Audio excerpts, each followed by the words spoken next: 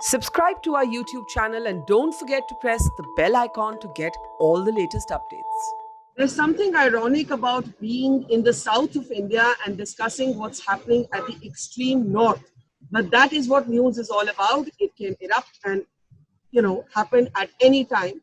And while we are on this long journey covering the pandemic and the lockdown, our 73rd day today, you have to ask yourself why China would choose this moment when the world is grappling with a pandemic to open multiple fronts along the line of actual control. What's actually going on? And now, with the American president wading right into the mess and offering mediation that nobody asked him for, will de escalation actually become tougher instead of easier? To understand what's first going on and whether we can get out of here, we have a panel of experts today. We have Ambassador Parthasarathy, veteran diplomat. We have General Huda, who's been the Northern Army commander. We have General Hussain, who has really boots on the ground experience across the entire erstwhile state of Jammu, Kashmir and Ladakh. And we have Prabhu Das Gupta, who's been an army officer, but is just out with a new book on China, Watershed 1967.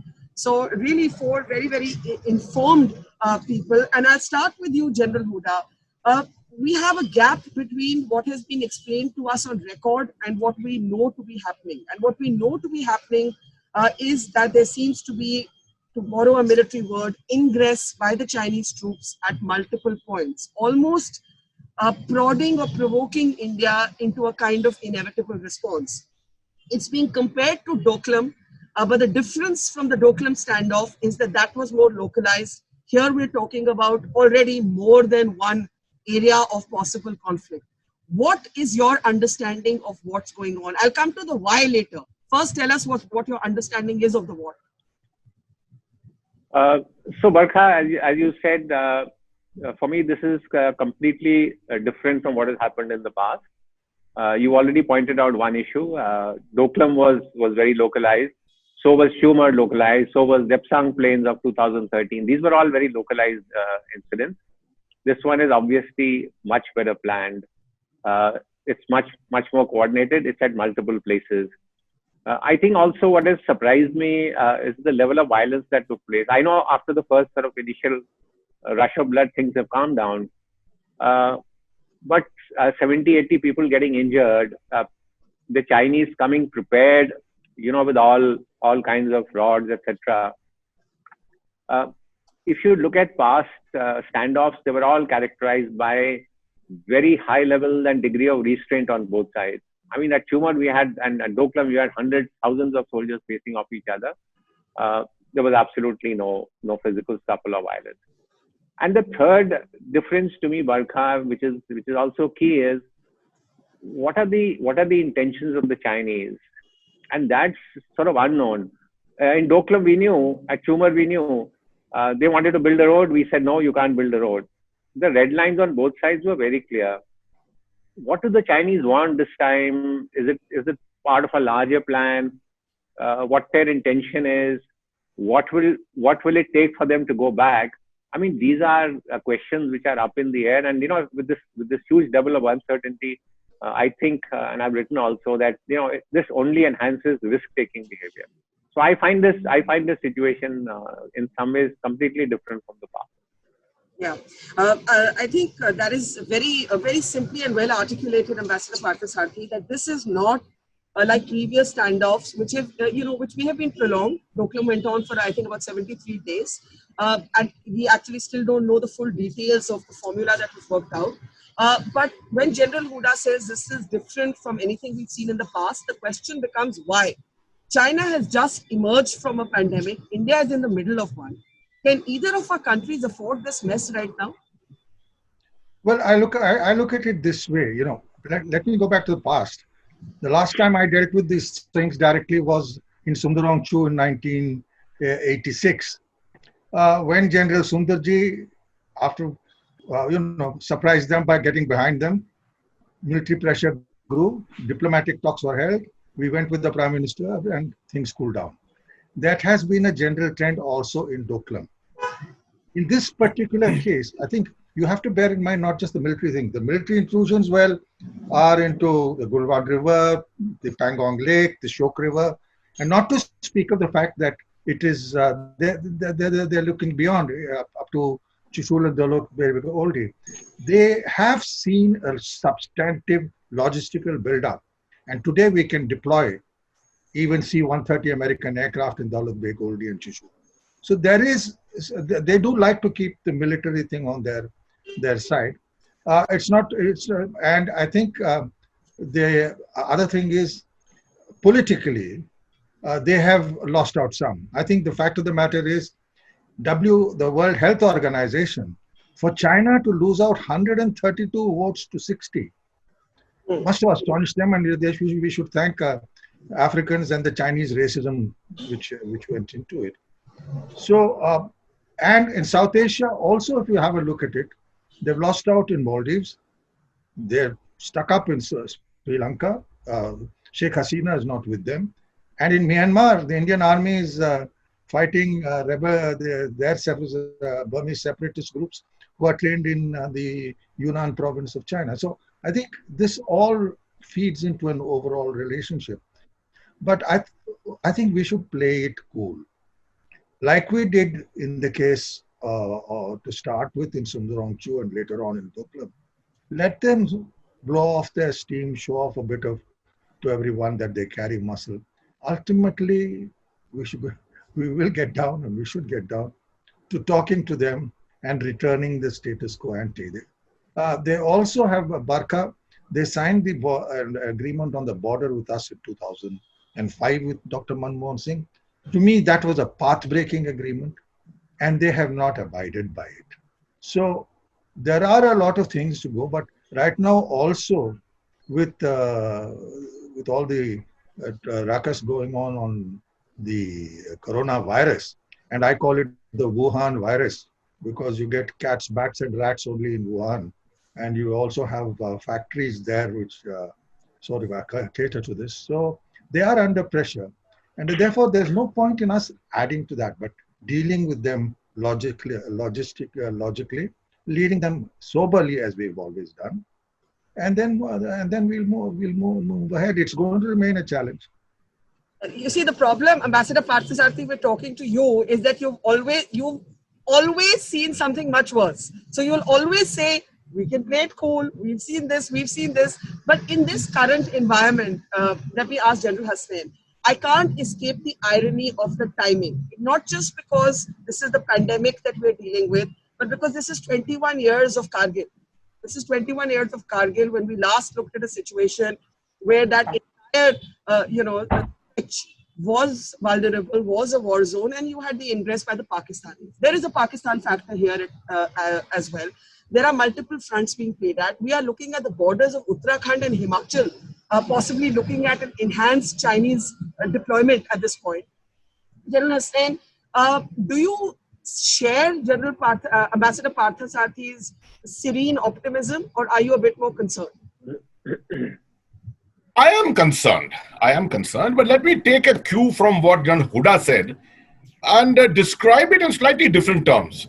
There is, Barkha, what is called an old narrative of Sino-Indian relations, and there is a building up narrative or an emerging narrative. The old narrative, everyone knows, is all about pegging the Indian security and strategic focus to the Himalayan front, keeping the Indian focus away from the maritime zone where the actual threats to China really exist. That is all part of the old narrative, the Malacca syndrome, and everyone knows about this. The Chinese have been playing this out every year. Since the last 15 years or so, they have been playing out this narrative every year with us, almost till Doklam. This year, things seem to have changed. And what are these changes? This is what I just want to indicate to you, the new emerging narrative. And at the end of it, I will conclude by telling you this only, that in the army, we have a terminology called reconnaissance in force. You ask a good mechanized officer, you ask General Huda, he knows it very well at the strategic level, what is recce in force? Recce in force is imposing your will, looking for opportunities, creating your own narratives. You see, with the situation which is emerging, the pandemic, China on the back foot, Wuhan virus, so-called, the World Health Organization's, the loss by China in the World Health Organization itself. What's happening in Hong Kong? what's happening over Taiwan. All this is worrisome. If I was sitting in the Chinese leadership's chair today, I would be looking around the world and saying, yes, things are building up against China. These are narratives building against China. How must in China hit out now? One of the options which comes to the mind of any Chinese, probably a Chinese leadership, is let's hit out the immediate neighborhood where it can make a difference and send a message to the world. One of the big powers is India, an emerging power, which is India. We've had our differences here. These are issues which can easily be pegged as reasons for doing something that we want to do at this time. The whole issue of infrastructure in Ladakh, the whole issue of Nepal, the border with Nepal, these are all issues which have just been raked up, created a situation. And now deployment at multiple points, 4-5 points in Ladakh. The one thing which seems to be being missed out by a lot of analysts is that nowhere in any of these points of ingression or transgression has China gone or the PLA gone and done a tactical deployment. Wars are not fought by lining up vehicles in straight lines or putting tents and camps in straight lines. This is all a show of force. And the next step will be tactical deployment if they mean business. I agree with General Huda entirely when he says it's not understood why they came so deliberately armed with so many weapons this time. But yet the first shot has not been fired. Remember that. If the first shot is fired, it's going to make a world of a difference. I think it will only go up to this stage, a little beyond, and not ahead of that. So so the little beyond is what I want to talk about, because General Huda made the point that this is not like what we've seen before. And if this was about muscle flexing, if this was about showing off, if this was about creating the narrative post-Wuhan, if this was about showing the world, what China is capable of, then they could have done that with deployment. Ingress was not necessary. The reports that we have are actually of sitting on Indian territory. So General Hasnain, isn't that very different? And doesn't that put the Indian military in a very, very delicate position, because you want to de-escalate, but you cannot have these guys sitting on our territory? Absolutely, Barkha. This is an element of coercive diplomacy.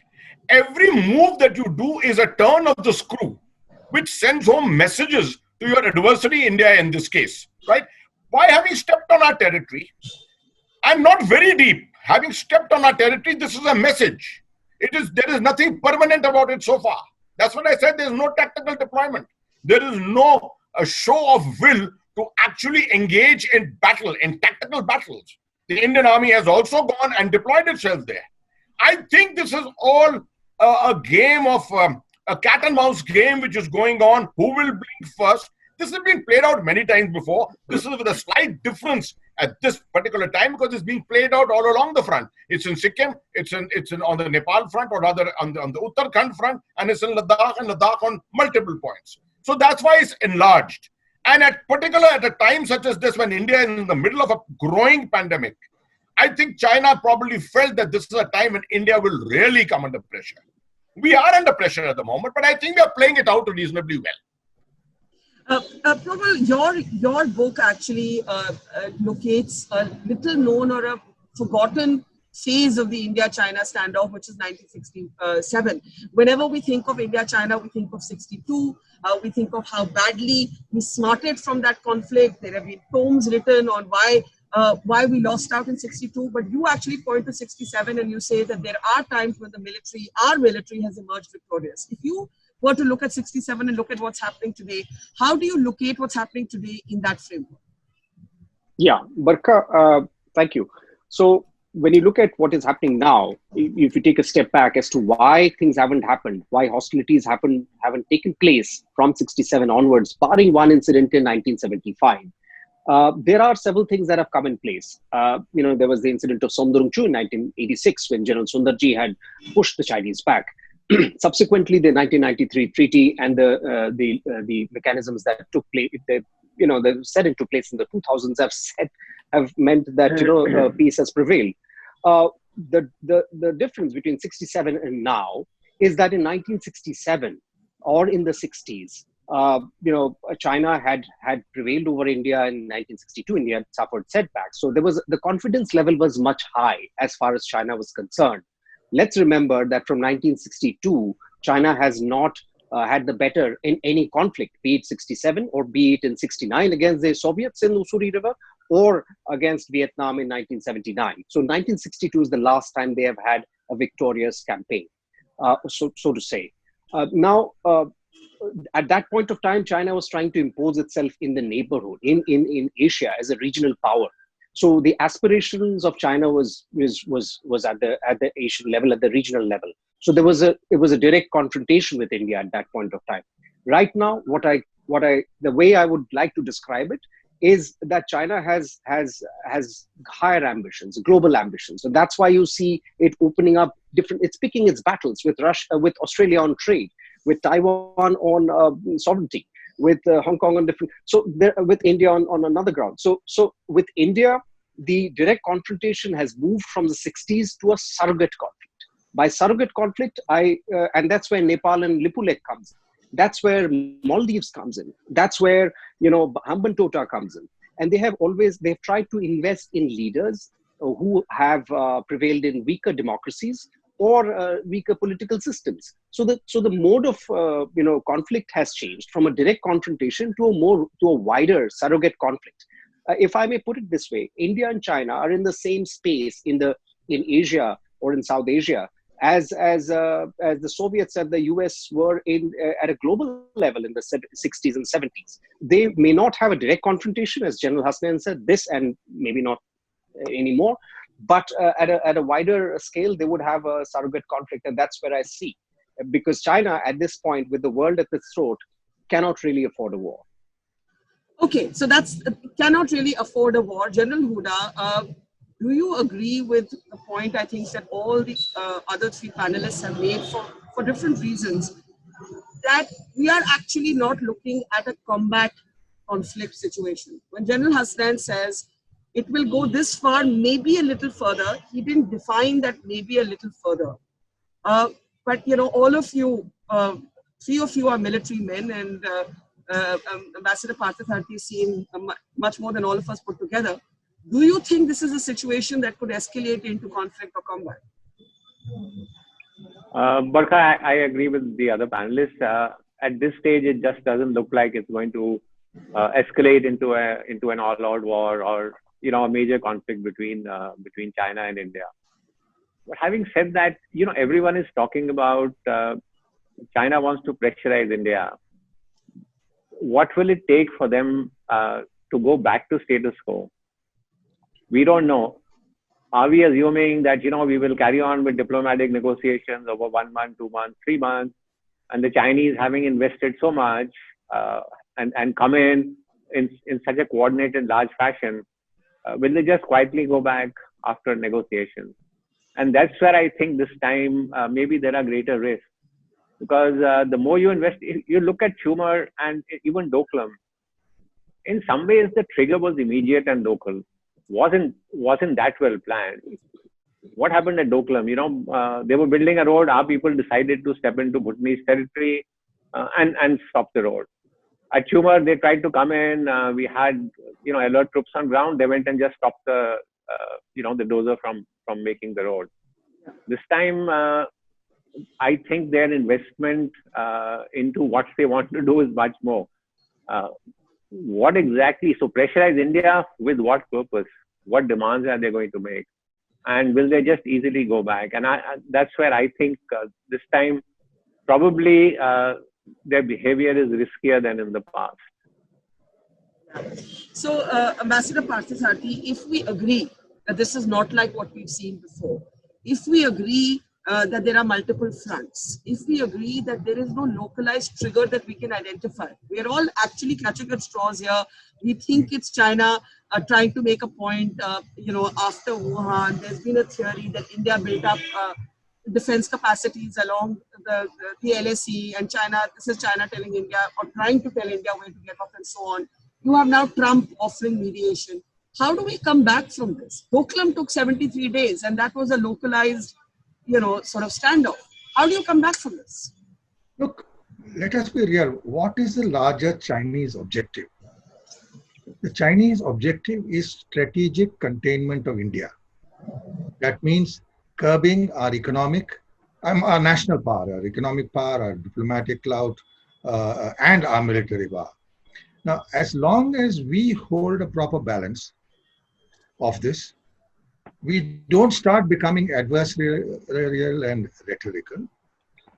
We have to move along the path we've taken in the past, because as has already been said, they are under huge international pressure. I mean, as I said, I never thought I'd see the day when a resolution with which India was involved would beat the Chinese 130 to 60 in the WHO. They have also overplayed their hand. They are a racist lot. Let's be real.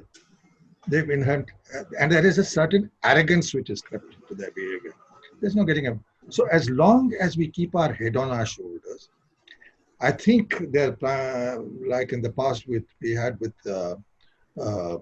previous Chinese prime ministers and presidents, we keep that relationship going, because to them, they have much larger objectives. Now they have to look at a very hostile West and an Indian ally, India, which would be a natural ally to the West, saying, no, I don't want to get involved.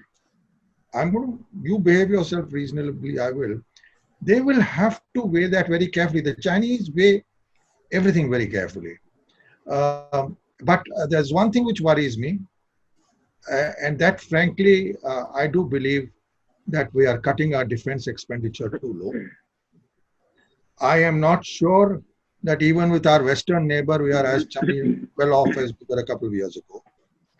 And I would urge much greater caution in filling in the gaps, some of which I see in our armed forces potential. You do that, and you're seen to be doing that, and you have friends. The Russians have kept quiet. They're not back to Chinese. The Americans are with us. The European Union is with us. But we have to take our own decisions. I don't want our decisions taken in Washington. And our own decision should be to be a reasonable, respected Asian power. The Chinese will play games. They're doing it in Nepal. But let's not forget that they didn't fare to, they're not 10 feet tall. They didn't fare well in Maldives. They didn't fare well in Sri Lanka, where we've got a Rajapaksa government, which is quite okay with us. Most important, as I see it, then in Myanmar, where they have been, within China, they are providing assistance to Myanmar insurgent groups. There have recently been cases of joint operations of the Indians and the Myanmar army against some of these groups. So as long as we carry out our neighborhood diplomacy, as long as the Chinese realize we're not gung-ho. And finally, one last point, their entry into the Straits of Hormuz now, with the Indonesians and the Vietnamese having turned against them, they don't have to worry just about India. So they have their, but let's also not forget they are a very determined people, very proud of their civilization and self-respect. So deal with them accordingly. Let's not be sanguine, but let's not go jumping around, with war cries and what have you. The army has done a superb job. They've deployed very fast. Keep that going, and the pressure will continue. I mean, it's what Sundarji did earlier. It's what happened to a lesser extent, I would say, in Doklam. You played that way. I am more worried about the coronavirus or the Wuhan virus, as many call it, than about this point. Ask me about that. Done 12 states tracking the Wuhan virus, as you call it. General Hasnain, I'm going to push you to define it won't go much further than this, maybe a little bit. What is this maybe a little bit? Barkha, in these situations, of course, defining black and white is never possible, but I'll make an attempt to do that. But let me bring in one aspect which I want to define here. When General Hooda was speaking about this readiness to come prepared for violence, not violence with weapons of different kind, not with firearms, etc. I personally felt that it was all a question of its image deficit, which China seems to have suffered in Doklam. And us in the Indian media having gone home talking about the supposed victory over China, etc. This seems to have sent a signal to China that there was an image deficit which had been created about the PLA. That's number one. Number two, a image deficit being created in the new narrative of the pandemic today, with the multiple issues of Taiwan, Hong Kong, this issue of the World Health Organization, etc. So they wish to take it to a level where an appropriate message to India has been given. And if you notice this time, the Global Times and other People's Daily, other Chinese media have not gone bonkers completely on the media game. And therefore, I am very clear. China goes by what it adopted in 2003, the three strategies. That is essentially cyber, media, and legal war. And that is the way with the armed forces being used primarily as elements of coercion. So this coercion is anybody's guess how far it goes. The whole question is, how do we respond in the case of a single shot being fired? Are we going to match shot to shot? Are we going to match shell to shell? Or are we going to show restraint? That is the element which the Indian leadership will have to decide when the situation goes a little beyond the tipping point. Okay, but Prabal, even if a shot hasn't been fired, you still have the issue of territorial integrity, right? So this is, in that sense, a very, very delicate balance for India to walk. India does not want a war while it's got a pandemic. The war against the coronavirus, as Ambassador Parthasarathy said, India, no country would want a war at any point. No soldier would want a war if you could choose, but you wear the uniform to defend the territorial integrity of this country. And right now, China is trying to mess with that. So even without shots fired, what does India do? So, Barkha, that's a great question. Without without shots fired, I think India has done what it was needed to do, and it is the Indian Army has measured up to the task, and at a tactical level, I think that is something that they have done. What has also unnerved China is the improved infrastructure on Indian side.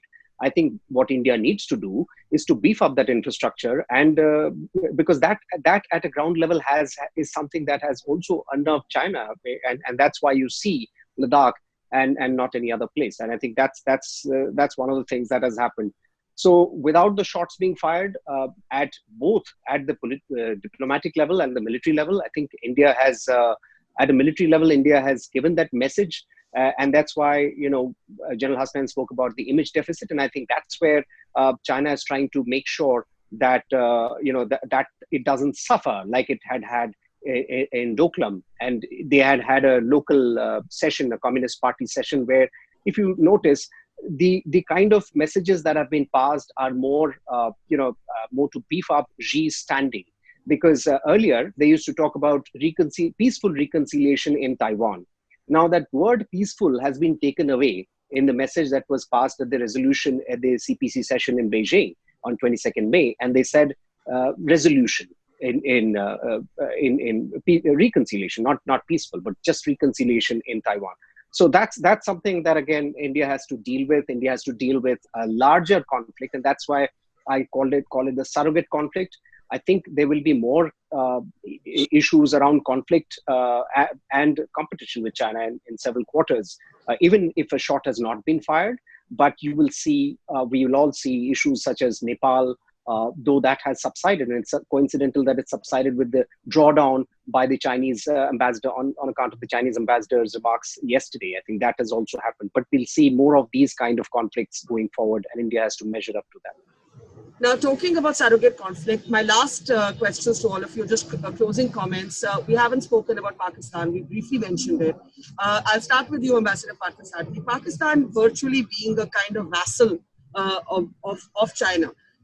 Could the attempt also be to open fronts with two countries, right? You're talking about the line of not just the LAC, but could you see the LC now kind of getting inflamed? Because the point is, you have all of our troops now occupied with containing the Chinese problem. Pakistan is an extension of whatever China wants it to be. Yeah, Pakistan is an extension of Chinese power in the subcontinent. Let's not make any mistake. But the interesting point is, they are going to come in a big way in Pakistan occupied Kashmir, in Gilgit-Baltistan. I foresee within 5 years, they'll have PLA elements there. Those mountains are very good for reverse slopes for even nuclear weapons. So this will continue. Pakistan will remain an instrument of low-cost containment of India used by China. Let's not have any delusions about China. And this is why also I feel that we are sometimes get over apologetic. You know, even in crucial economic areas like electronics, our governments have run scared of engaging Taiwan when everybody else in the world does it. I think we should bear in mind that yes, the Chinese are formidable, they are a great civilization, but they're not 10 feet tall. So, and I do believe that in dealing with them, a measure of reciprocity has to go in. Till they find that they shouldn't be messing around with us in our immediate neighborhood. Pakistan will remain because that's the way the Pakistan state is configured. But also don't forget, the Pakistanis are running up a debt on the China-Pakistan economic corridor, which may result in it stopping. So there are complications, and we should. And to me, the most crucial element we have to always keep a watch on is the China-Pakistan relationship. Kashmir, it's been wavering, but Wang Yi has not been the friendliest foreign minister we've had in China. Yeah. Prabal, if you want to add to that, and then I'll give the last word to the generals on Pakistan factor. Yeah. Yeah, I think I agree with Ambassador Parthasarathy on that we need to be wary of the Pakistan-China relationship. And, but if you notice in this case, Pakistan has been strangely quiet.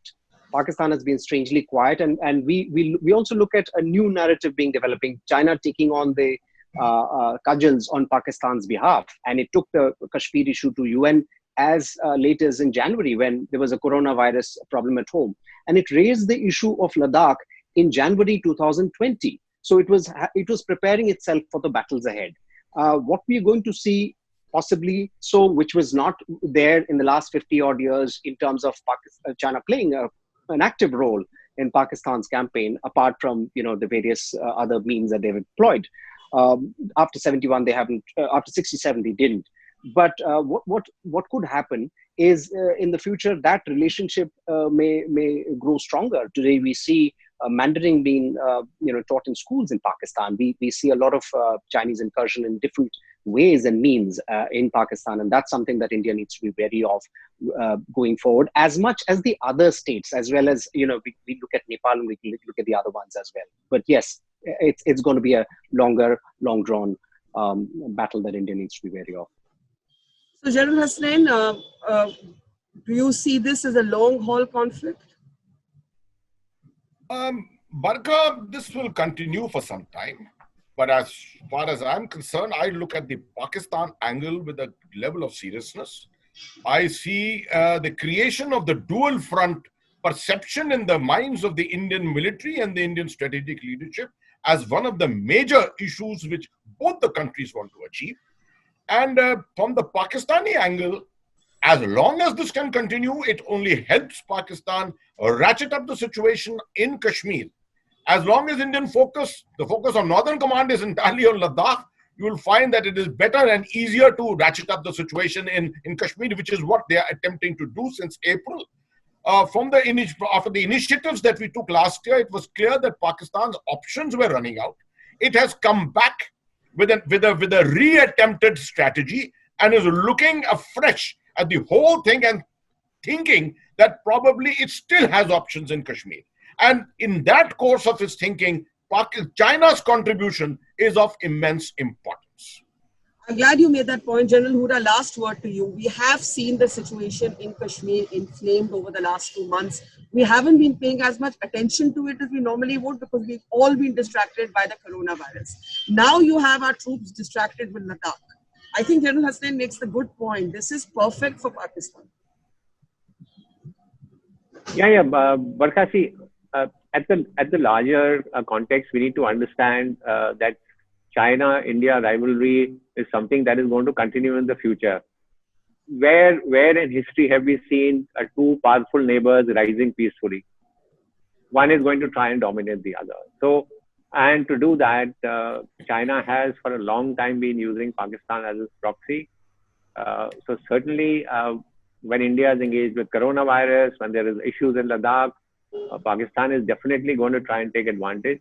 And as Barkha, you have pointed out, unfortunately, we haven't taken the kind of positive moves and maneuvers that we needed to take in Kashmir to take the people on board.